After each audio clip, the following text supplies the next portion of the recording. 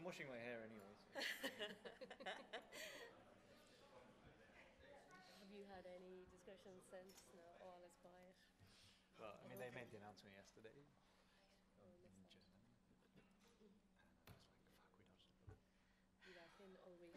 So that was, Aaron, that was some amazing feat to overcome.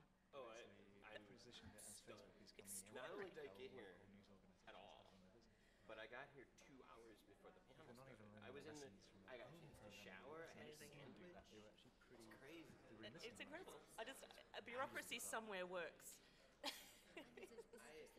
I'll tell you, I was telling these guys, when I got off the plane and I got to passport control, which is usually 45 minutes minimum, and there was literally nobody Same with in me line. when I arrived. I don't know. I was like, okay, so this is something Weird, huh? going on. It's all for you. All right, should we Let's do it. Okay. All right. We are going to get started. Yep, oh, see? I know what time it is. I've done this before. All right. There we go. Hello.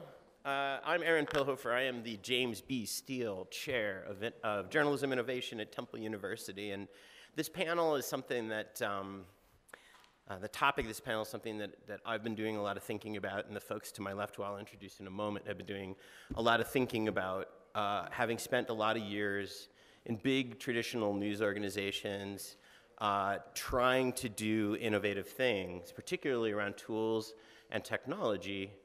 I've seen a lot of the same kind of pattern going on. And I started to sort of crystallize this into a thing that I've sort of been talking about as the binge purge cycle, and so, or innovation theater. And so we talk a lot in this industry about innovation. And innovation, when we do talk about it, tends to be in the form of things, right? Virtual reality, augmented reality, 360 video, email, newsletters, podcasts, coding, design thinking, hyperlocal, Wixie's, Folksonomy, metrics, SEO, SMO, personalization, engagement, localization, data, open data, data viz, big data, data science, civic journalism, solutions journalism, bottom development, bots, robot journalism, drone journalism, sensor journalism, geo-targeting, product management, crowdsourcing, the cloud, pivot to video, membership, long-form, snackable content, my personal favorite, the homepage is dead, mobile first, digital first, vlogs, blogs, live blogs, Mojo. Where does it fucking end? Or how do we escape this constant cycle of binge and purge? Okay, when I said snackable content, what happened? People laughed, right? Right? For a while, that was all we were talking about, right? Within a sort of a small part of the industry. We were really serious. Oh, snackable content. People like little niblets on the phone. And then after a while, it went completely the opposite way. Oh no, people read long things on their phone, and snackable content now just becomes a laugh line, right? So let's start talking about the word innovation itself. I think this is where the problem lies, and this I think is the core of what we're really going to be talking about today. And so if you look up the definition of the word innovation, helpfully Google will tell you that it is in fact the act or process of innovating. Okay, that's not very helpful. But if you go to the Webster's Dictionary, it gives you a slightly better definition, in my view, and it contrasts innovation from invention. And so invention, it says here, is something that's more like the light bulb, right? You invent the light bulb, but you iterate on that invention, right? Innovation is the act of improving. So for example here, one might say the first telephone was an invention. The first cellular telephone is either an invention or an innovation, and the smartphone, these, is pure innovation. There's nothing new. You're still basically calling people. You're using data, but it's a new form that encompasses many different things. And so I guess the point I'm trying to make here is innovation isn't a thing, despite what some people are going to tell you. It is not a goddamn thing. It is a process. It can be, and often is, incremental. It can be really unsexy. It can be things like, it can be basically plumbing. So Quartz, how many people here are familiar with Quartz, the news site Quartz? okay? They're known for a lot of things. They're known for AI. They're known for bots. They're known famously for basically launching without a homepage until they decided to launch a homepage, right? But what is the most innovative thing about Quartz? I don't think it's any of those things. In my view, it's the structure. It is the structure of the organization that allows those kinds of things to happen as effortlessly and seamlessly as it does within Quartz. To my mind, that's the innovation, right? It's a process and it's a structure. Innovation, in my view, should be measurable, and we all remember this, right? For a while, see now, this also, see, I got you. This is a laugh line, right? What do you think of when you think of snowfall right now? You think of probably something close to journalistic excess, right? It's become kind of a synonym for spending a lot of money on something that's really beautiful that doesn't really do anything. But I would argue that there was a lot of really innovative things about snowfall. Remember, it was a 19,000-word long-form piece of journalism. Had we put that into a standard article template at the time, it would have been absolutely unreadable. An innovative design like Snowfall was almost a requirement. It wasn't optional. I think the mistake we made, and by the way, my team had nothing at all to do with Snowfall. I mean, the sort of bigger we, the New York Times, yeah, I always had to caveat that. The bigger mistake the Times made was not actually sitting down and saying, well, what's the problem we're trying to solve here? We're trying to see if we can get people to actually engage with an enormous piece of content in the digital sphere. Something, by the way, this is way before we were talking about long form as a thing, right? This is a 19,000-word piece of content. We didn't measure it at all. It launched basically without any sort of metrics set up front about what success looks like. We didn't do any testing to see if actually people engaged with it in this form versus other forms. We didn't do that kind of work. And to my mind, that was an opportunity lost. And bottom line, in my view, it has to be part of a bigger strategy. And we're going to get to this in a moment. Julie's going to talk about this study that she did recently about journalism innovation and bright, shiny things. But here's a quote that I love from the study. I'm going to come back to this in a minute. This is, to my mind, the sort of meat of this whole thing. In the study, so Julie writes, after, how long was this, about a year? Of research. This was about, it wasn't quite as contemplative as we might like. It was 6 months. 6 months, still. Yeah. You're a researcher. To me, that seems forever. In the absence of purposeful strategy and reflective praxis, ad hoc, frantic, often short-term experimentation is unlikely to lead to sustainable innovation or real progress. That sentence, you could practically hear the industry sigh with relief after reading that sentence, and I think they missed it. I think a lot of people missed the point that I think was being made here, and I really want you to touch on this in a second. People focused on the second half of that sentence, right? Ad hoc, frantic, often short-term experimentation is unlikely to lead to ... And a lot of people, I think, took from that, oh, thank God we don't have to worry about all these tools and technologies and all that long list of things. And I don't think that's the point at all. I think the bigger point is the first bit, in the absence of purposeful strategy and reflective practice. So that's what I want to talk about today. So you can put back up there we go. So Julie, let's start with you, but first I want to introduce you. Far on the end there, Julie Posetti. You are a senior research fellow at Oxford University's Reuters Institute for the study of journalism, and you're leading the Journalism Innovation Project, of which this study was a part. So talk about a little bit, we are going to be on a panel on Saturday that's going to go deep into your findings. So talk about what you found and how. First of all, do you accept the framing that I sort of put up there? And talk about how you thought about innovation and what you heard from people. Okay, so another caveat. I'm really glad to be on this panel because I get to talk about what that first report tried to do and why we tried to do it. On Saturday, I'm actually launching the second report in what has turned into a more sort of high-speed but deep dive into journalism innovation. But this first report was based on 2 roundtable discussions. It was about bringing together experts in the field, professionals. I'm a journalist, I've been a journalist for 30 years. I still call myself a journalist even though I've moved between journalism and research. And my most recent industry job was heading up something with a nebulous title, which goes to this whole shiny things syndrome. It was called Head of Digital Editorial Capability. I remember talking to you about it at one point. I was like, I don't know what it means, Aron. It's like I get the people and I try to get them to do the things. You know, this was the kind of the objective.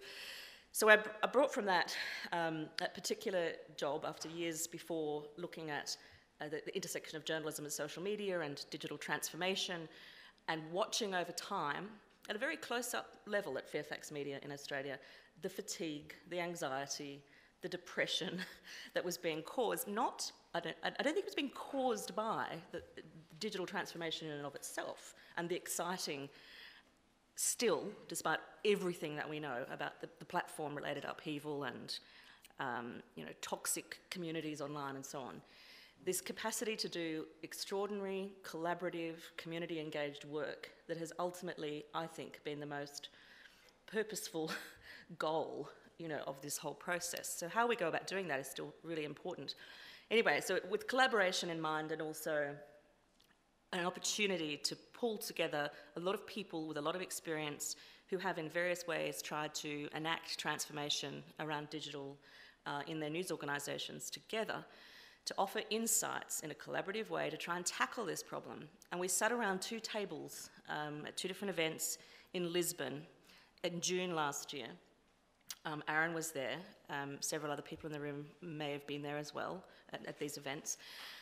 And the dominant theme of those conversations was we need to pause, we need to reflect, we need to be thinking more strategically, we need opportunities to bring learning back into this process to actually, instead of racing at a relentless pace, to be able to do things that have longer term capacity to work and sustain our mission as journalists. So a lot of what was being said was not dinosaur related, take the things away from me, I don't want any of the things. It was more, we want to be able to do what's important and what remains fundamental to what we think is our mission. And we need to figure out ways to respond to the technological upheaval that are sustainable and that bring people with us, whether they're in the newsroom or in the audience, and work together to do this. So it was not what I initially expected to hear from the 30-odd people, or 37 people who I consulted with to try and bring together a research agenda, which is what that was about. But it was clearly what was on the minds of these people who were, many of them still in really senior positions within the profession.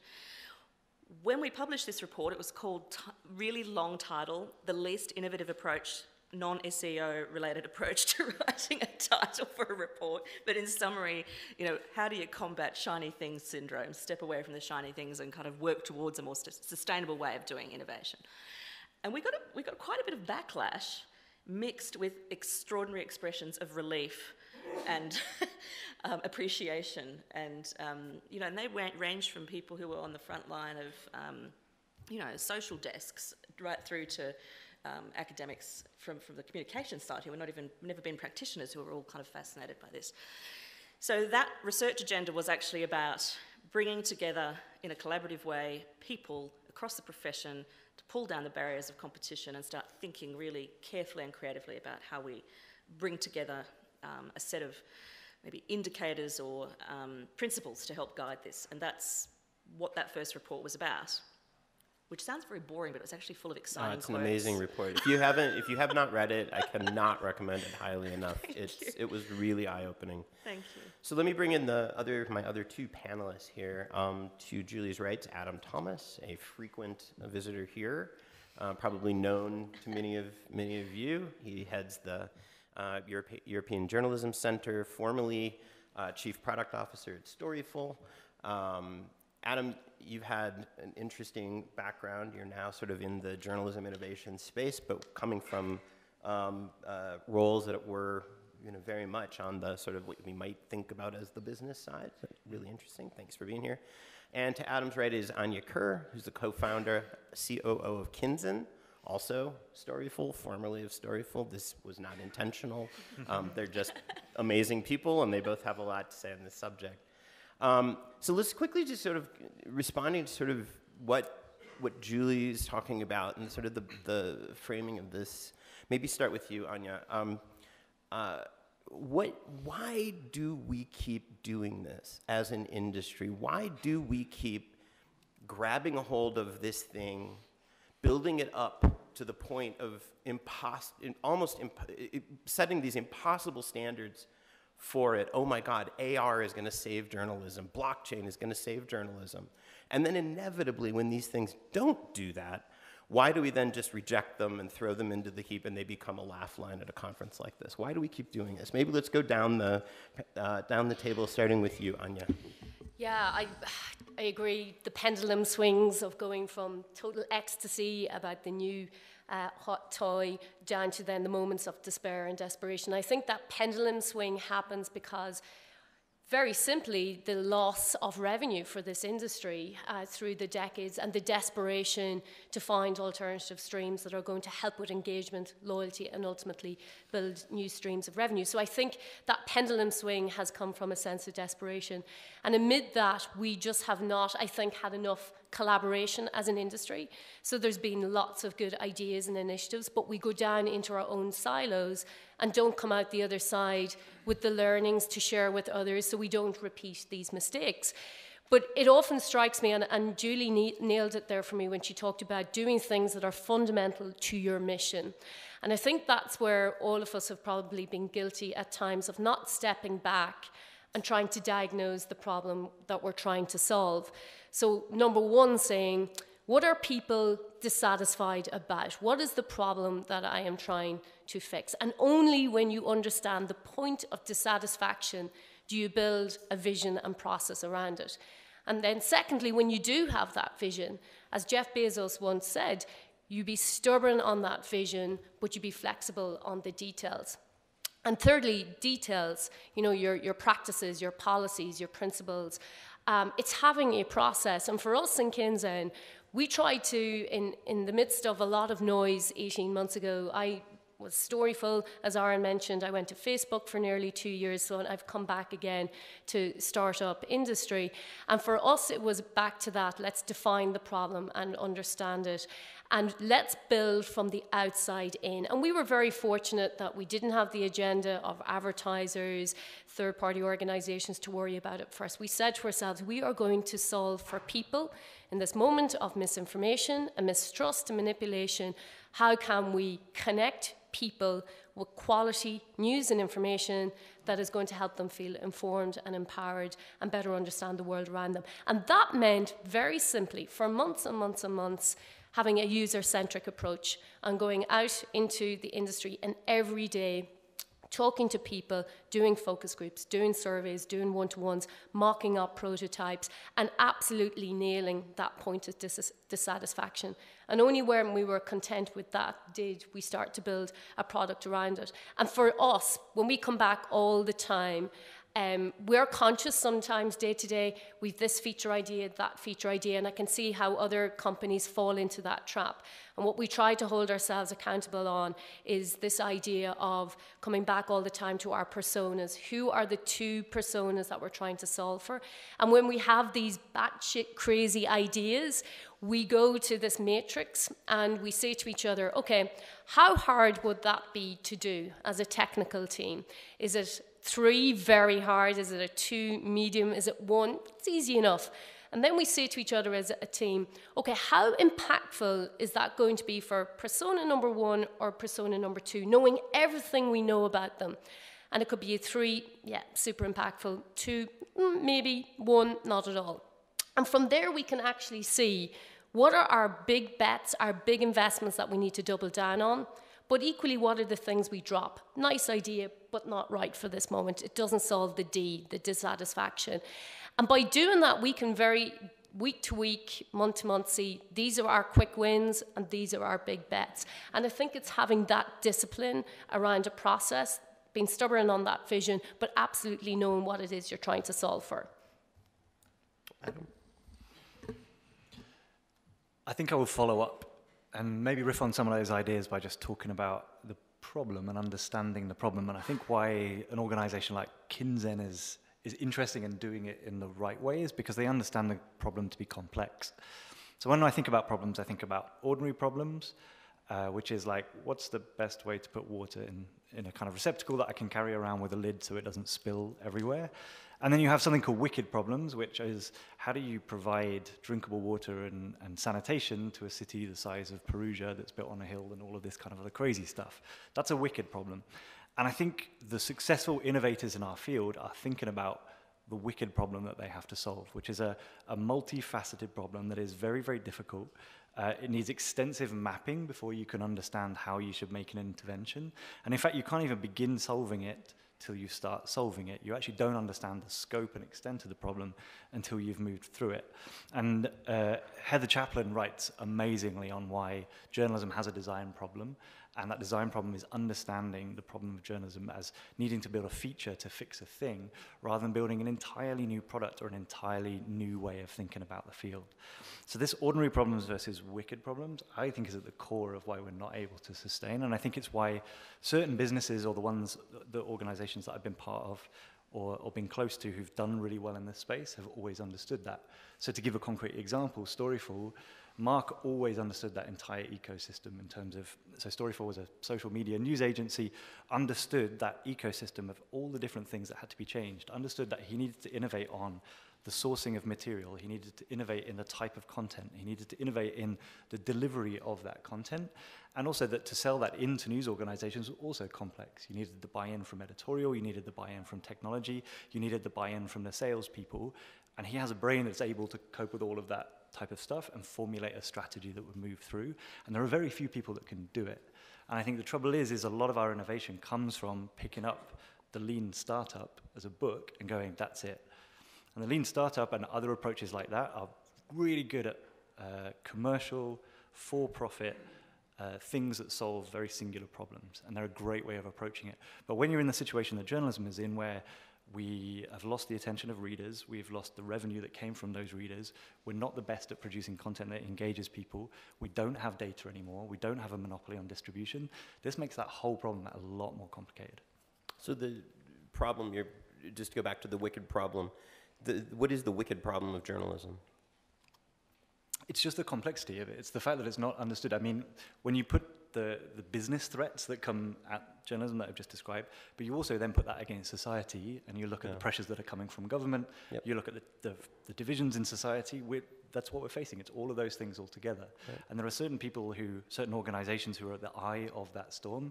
I mean, Facebook is an obvious and really great example of that. Right. And it makes that whole position incredibly complex and the discussions around it really challenging. Yeah.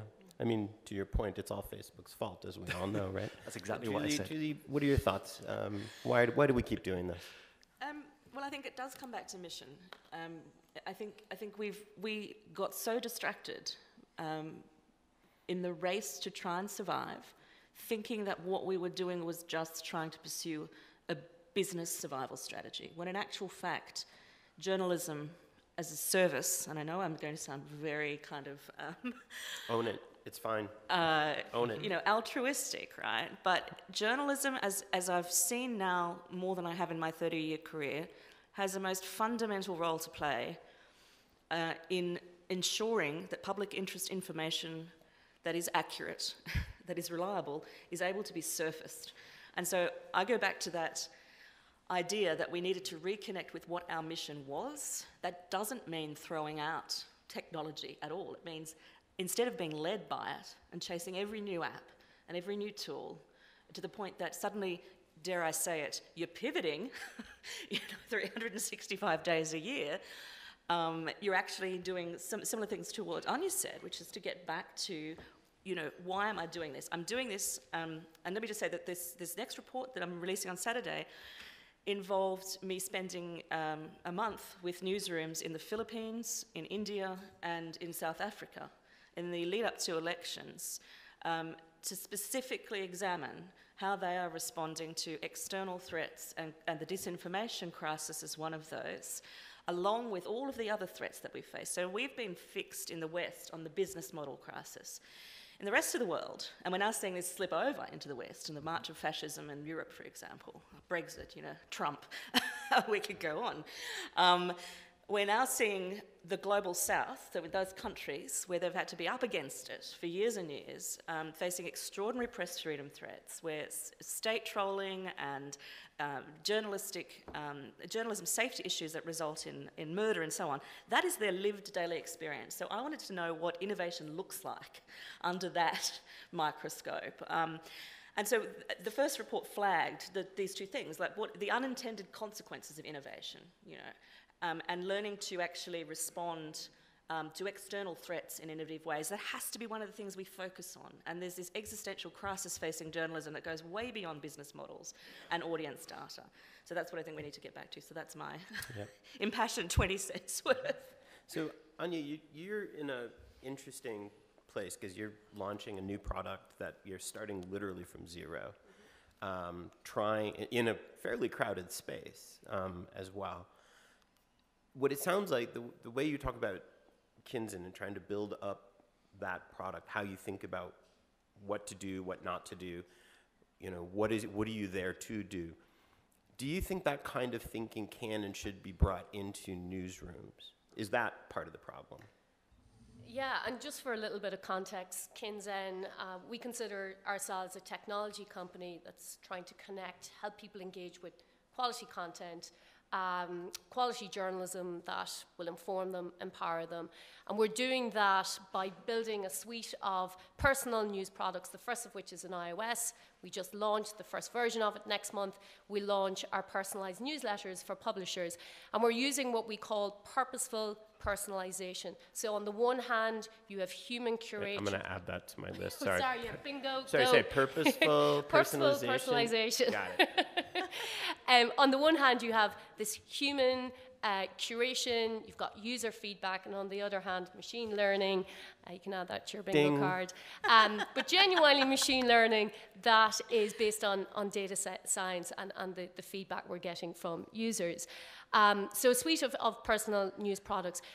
And I come from the world of Facebook, which I believe have built incredible products, but I've also seen the unintended consequences. And so Mark, who worked in Twitter, myself and Facebook coming together to do Kinzen for the last 18 months, was to think about, well, what if we didn't take that mantra from the platforms of move fast and break things, and instead let's move slow and make things. And that's why we have been deliberately slow, thoughtful about how we've gone about building personal news products this past 18 months. And so yes, I think there's a lot of great models out there, BBC News Labs, The Guardian News Labs, Lenfest News Labs, that are now bringing the spirit of collaboration, sharing their methodology takeaways for the ecosystem at large. And I would love to see more do that in a very collaborative framework, and that we come back to, as I mentioned earlier, this people-centric approach, and that we really, rather than, I think what we've been guilty of as an industry is always thinking about the law of supply. We've got this great content, what do we do to put it out there in as many places as possible? And if we actually sat back and thought about, well, what about the law of demand? How do we create an appetite, a loyalty, an engagement around this content, and actually think about the benefits of journalism and the outcomes that we want? So back to this idea of mission. We want our journalism to help people better understand the world around them. And what does that mean every day then in terms of innovation, technology, experimentation? But if we start with those benefits and work backwards, I think we would stop finding ourselves in this cycle. And the other thing, just to mention in the spirit of maybe collaboration and learning, is that I do think we have to rethink our metrics. When we push out new ideas and projects and products, up until now, and it's fine, this industry has been built on advertising, but we have to get to a moment now where we accept the advertising model is broken.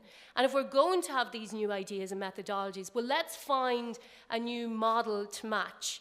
And it can't and probably shouldn't be advertising. We need diversity around that. So accepting that that model is broken and thinking about new metrics for success. So we've heard of concepts like time well spent. Well, what would it look like if we went back to a lot of these ideas and products and thought, well, what if these were truly built for people? And if this was less is more, it's not about having you in on websites, apps, and platforms doing this endless scroll every day. And what if we were actually using technology and innovation to get people in, having a quality experience that is productive and one that you can actually trust? So new metrics, I think, is a big conversation that we have to have as an industry. Yeah, for sure. It's interesting you raised the labs. I got a call from a news organization whose name I will not mention that had just gotten some money together to start an innovation lab, which it's always interesting that you have to put these things. The thing that unites all the examples you cited is that they sit squarely outside the core of the organization. That innovation happens somewhere out here, and maybe like magic somehow. You know, the R&D team at the New York Times sat on the 26th floor. I used to call their office the Fortress of Solitude. It was beautiful and it was gorgeous, but like there was nothing happening between the newsroom and there. What would a news organization look like if you applied everything you said? You took out Kinzen, you put in, you know, newspaper.com. Could that work? Could this framework be applied to what we do as journalists, or should it be applied? Yeah, I refer you, although I know Adam maybe not a fan, but the startup way, which is taking some of the good elements of the lean startup to legacy traditional organizations and trying to build innovation. So it's not a thing over there, it's something that we do.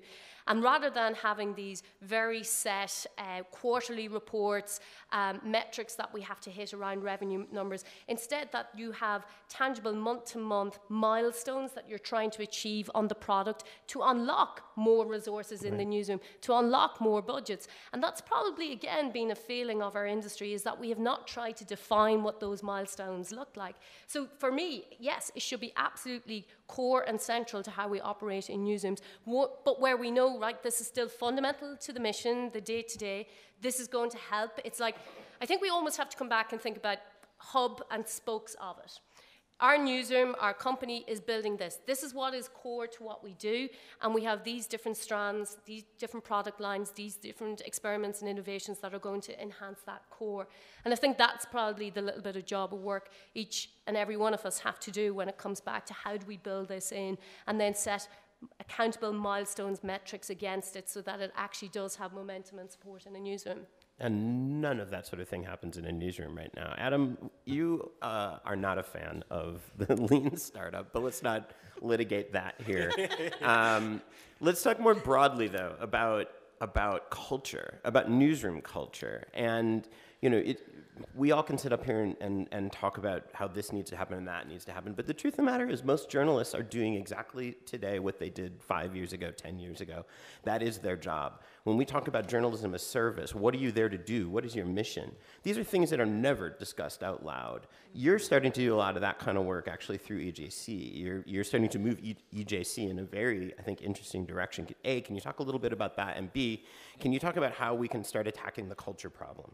Yeah, so we've been looking, especially at what we're calling engaged journalism, which has come from the US, I think, as a term, and we've started to adopt it. It has sort of many different, I guess, scopes and ways of approaching it, but the way that we think about it is how can news organizations engage with their communities in a way that makes them part of their reporting, so they're not reporting to that community, but they're reporting with that community. So they use them as the source of their story ideas, but they're also a really crucial part of the revenue. And we found that there is a new wave of news organizations across Europe who are thinking in this direction. And we found that they're springing up, and there are 4, 5, 6, 7 in every single country across Europe.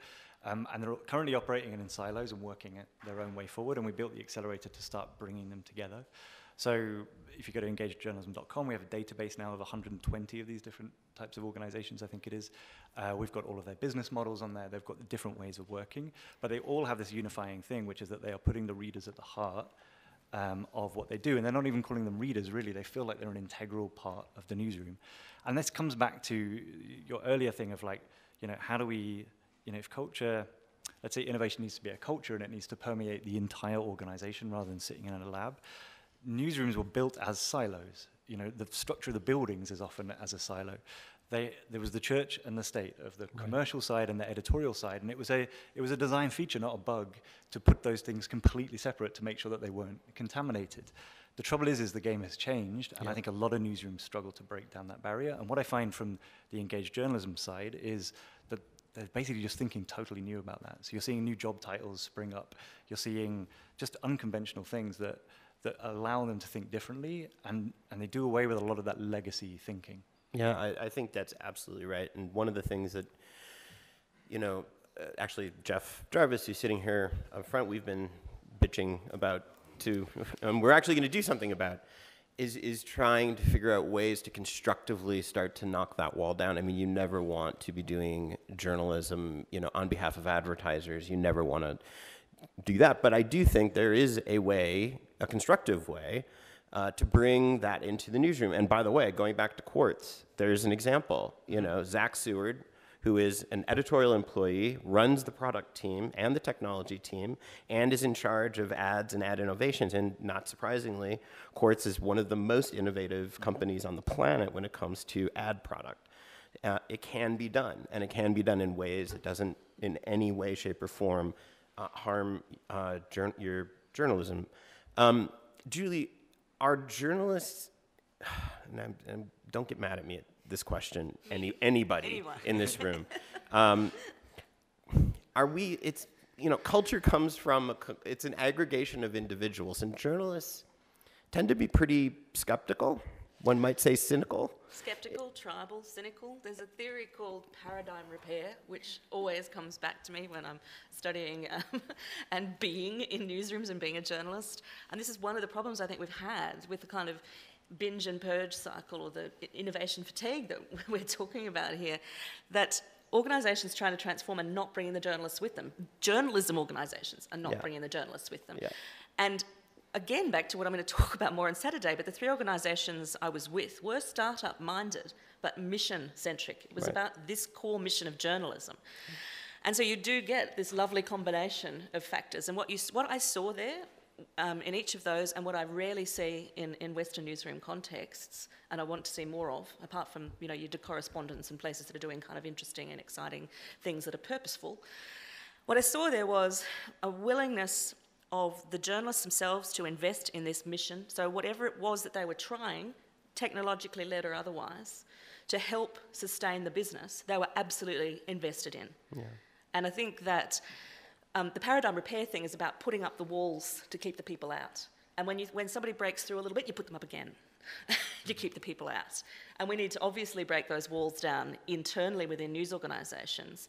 But to do that, the journalists themselves, the people producing this content that we say is so valuable and it's the point of our whole industry, need to be on the ride with you. And I know, there was a dinosaur purge. This was necessary, but part of the reason for the dinosaur purge was that organisations could not figure out how to bring people deeply invested in the mission of journalism with them. Yeah. So I'm going to open this up for questions right quick. So if you have questions, please be preparing those. I just want to ask Anya one last thing. I'm obsessed with your 3x3. If you did that exercise on, let's say, the Metro desk of the New York Times or any news organization, what do you think would happen? Ideally, you would have in advance set people their homework, and this is the problem we're trying to solve for, so that would have been a lot of work you can do. Because the worst thing you can do when you're trying to do an exercise like that is bring a group of people into a room with a blank whiteboard. Because there are introverts amongst us and there are extroverts. And the introvert, and I am actually one, despite sitting here in front of an intimidating room of people, I like to have advance notice, I like to do my homework, I like to give it a lot of thought. So that's lesson number 1, give people time and space. And when you bring them into a room together to do an exercise like that, give them 10 minutes at the start to work alone together. And you will actually find with a lot of people, they like to sketch, they like to draw. Some people, it's words. Some people like to write paragraphs. Everybody thinks deeply in different ways. And by actually taking those 10 minutes and having defined the problem at the start, that's when you can do an exercise that is valuable. Otherwise, you can go down tangents of batshit crazy things that you're really never going to do and don't answer the central question. And when you do that, you actually then quickly can define, like we did this exercise last week as a company, we came back, we took a breath, and we tried to kind of define things in 6 weeks, 6 months, 6 years, which is very, very scary thing to think about. But it's very tangible when you say to people, well, what are the things we could do in 6 weeks or 6 months that help solve this problem? And when we even did it last week, we ended up with 20 really great ideas and scored them. And we ultimately had our really bright tech team who had a criteria for their 3-2-1s, and the people who are business-led, partnerships, user advocates. We have 2 people on our team. We are only 14 people. 2 of 14 people are there to represent people in the room every time we make decisions like this. And that is critical, to appoint somebody who is just there to challenge your assumptions on business development, on product ideas to go, but does that matter to people? Where is the public service remit in all of that? And so when we do that, we ended up with an exercise where we very clearly saw 5 things went into the corner, which was drop it, just let it go for now. We had 5 things that went into the bucket of, yeah, that's a big bet, we need to go and scope that out. We very quickly then saw, actually, here are the quick, tangible wins, and here are the wins that are going to take more than the 6 weeks. But it's the preparation ahead of that that is critical. And I think our temptation, probably as leaders, is just to get people into the room and go for it. It's the work you actually do before getting into the room that is most critical. And we are terrible at planning, so there you go. Okay, who had, I thought there was a hand up back here. We'll get to you. Hi, Thomas Burns. I'm the creative director at Coda Story, which is a small independent journalism startup, basically. And I'm a little bit of a black sheep at this festival, even though I'm really enjoying it, because most of my background isn't in journalism. Most of it is in feature film development and advertising and music videos and sort of everything else. But I now work exclusively in nonfiction media for Coda Story. And so it's very refreshing to hear a lot of the things that are being said in this panel. It's very refreshing.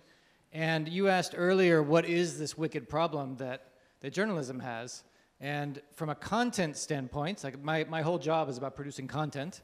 From a content standpoint, I have basically formulated it like this. Why are the most watched stories in the world, I'm talking about visual media, the most watched stories in the world, not also the most important stories in the world?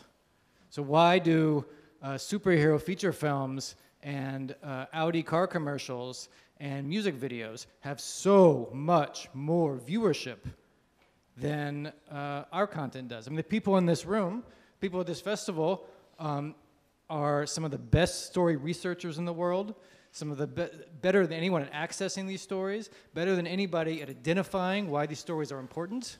But something is happening between that moment and the audience that is a problem in the chain. Yeah, great. Let me actually, this is a metrics problem, right? Do we think so? Is a metrics, perception, what is it? It's mission. Metrics and perception is There all you go. those things, yeah.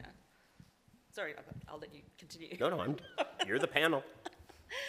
Well, I mean, I think it's a great point. I would say, though, that I think, like in any time in history, it sometimes takes a significant period of time of investigative reporting and, you know, for all of the agencies, in the case of democratic disruption, for the journalism and the judiciary to come together with, you know, political actors who are well-intentioned. And I think we have to see ourselves more in terms of seeking a bigger audience for really complex problems now as being a process that takes time to actually engage with audiences in a way that helps them appreciate, again, what the value is of the stories. So it's not always going to be a case of the most important story gets the biggest audience. That's just unlikely to be achieved. Right. But the Panama Papers did a pretty good job of attracting attention in a range of different ways, and one of the secrets there was collaboration.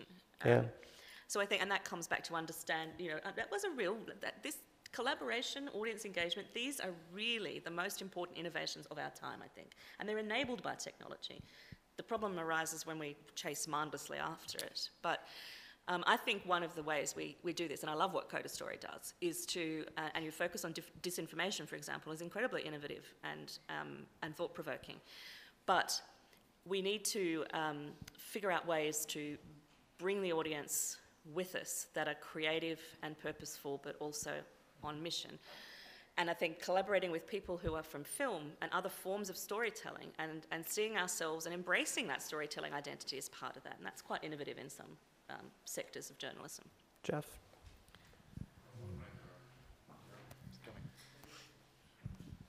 Hi, thank you. I'm Jeff Jarvis from the Newmark Graduate School of Journalism. Confession. What keeps me up at night these days is that I don't think I have been nearly radical enough. You. Me. Which is to say nearly obnoxious enough.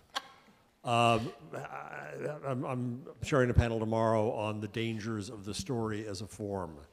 I think that we're post-mass. I don't think we're in the content business. I've been yammering about all of that, but if you get to a further effort, that's just asking what we're not. If we look at society today and what society needs, I think we tend to need anthropology to understand how we really operate. I think we need mob psychology, group therapy at scale, to figure out what to do about the anger we have. Mm-hmm. We need sociology to understand how to connect communities in ways that we don't understand how to do. So if we think about journalism as being telling stories, making content, putting out publications, getting audience, getting attention, that all seems to me immensely egocentric. It's about us and what we do. And I had an epiphany a few weeks ago where I'm constantly arguing with people that no, the internet is not a medium, that we in media tend to put the internet in as a subset of media, and I finally fucking realized that no, media is a subset of the internet, and that it's reversed. And we're part of something much bigger, but we're still looking at things in a very small way. So all I'm trying to say, I guess, is that the incrementalism that you're, by the way, it took me a half an hour to figure out the joke of a bowl of pasta and a brick wall. Yeah. I was thinking, do you cook the cacio e pepe on the brick? I couldn't figure it out, so I'm stupid. But what you're fearing is kind of a faddish incrementalism of trying the next thing, but to what end? To what greater mission? To what greater purpose? And I don't think we as a profession, and I start with myself, have been nearly radical enough in rethinking the fundaments of what we are and what we do. Yeah, amen. All right, I think we may be out of time. So I want to say thank you to everybody here on the panel, and thank you for coming. Thank you. At least I think that's what they were telling me in the back. I was assuming that's what they were telling me. I don't know.